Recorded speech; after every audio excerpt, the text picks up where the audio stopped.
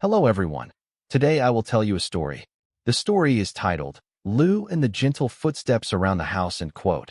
Please like and subscribe to my channel if you appreciate me. You can skip this if you don't and oppose. Like this video. Thank you very much. The story begins as follows. Lou has a way of walking that feels like a secret. Not the kind of secret you're told, but the kind you notice only if you slow down enough. Every morning, before the alarm rings, before the world remembers it is in a hurry, Lou's gentle footsteps move quietly across the floor of the house. He is not a big dog, but not small either, just the right size to make his presence comforting without being overwhelming. His fur is warm under the morning light, and his eyes always look like they're asking a soft question. Are you awake yet? Lou doesn't bark to demand attention. He doesn't jump on the bed or pull the blanket away. Instead, he walks, slowly, carefully, as if the house itself is still sleeping and he doesn't want to disturb it. When Lou walks, his paws barely make a sound. Each step is measured, respectful, like he understands that this space belongs to everyone who lives in it. Sometimes he stops near the doorway, tilts his head, and listens. Maybe he's listening for breathing. Maybe he's listening for dreams. I often wake up to the feeling of being watched, not in a scary way, but in a warm, familiar way. When I open my eyes, Lou is usually sitting near the bed, tail gently resting on the floor, eyes calm and full. He doesn't rush me. He waits. He always waits.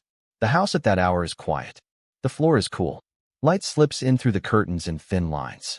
Lou's footsteps move from room to room like soft punctuation marks in a sentence that says, "The day has begun, but there is no need to rush." As I get out of bed, Lou steps back slightly to give me space. He walks beside me, not in front, not behind, just beside.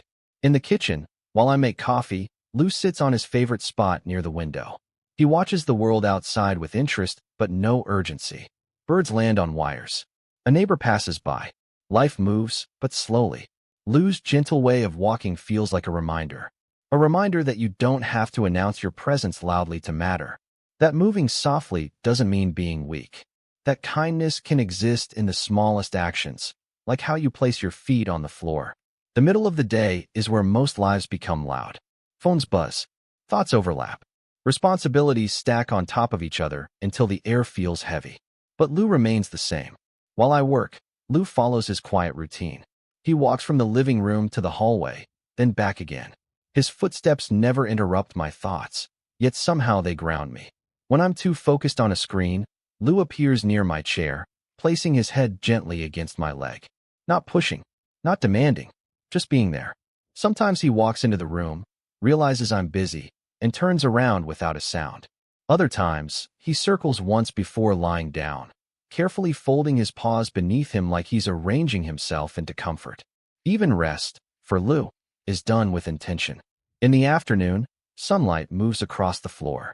Lou follows it slowly, step by step, as if the light is something to be respected. He never rushes into it. He approaches, tests the warmth, and then settles.